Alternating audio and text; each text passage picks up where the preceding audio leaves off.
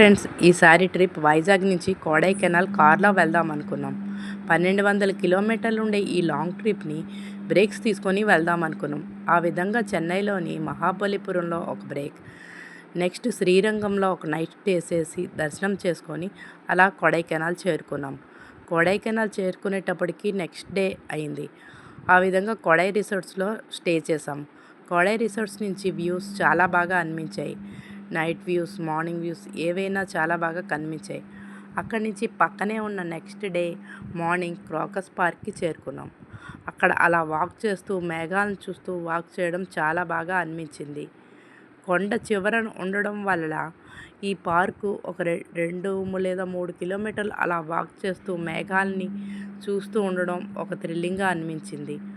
అక్కడ local products కూడా అక్కడ అమ్ముతూ ఉంటారు. అవన్నీ షాపింగ్ చేస్తూ అలా మేఘాలు చూస్తూ వెళ్ళొచ్చు. నెక్స్ట్ డాల్ఫిన్ నోస్ హిల్స్ దగ్గరికి వెళ్ళాం. పొగమంచుతో కూడిన ఈ హిల్స్ చాలా బాగుంది. ఫోటో సెషన్కి కూడా చాలా బాగుంది.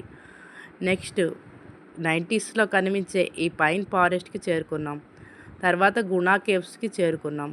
గుణా కేవ్స్ చుట్టూ అన్నీ మూసివేశారు. అక్కడ డేంజరస్గా ఉండడం వల్ల అన్నీ మూసివేశారు. ఆ విధంగా అక్కడ లోకల్ పార్క్స్ని చూసుకొని లిలీ వాటర్ఫాల్ని చూసుకొని నెక్స్ట్ ఊటీ చేరుకున్నాం.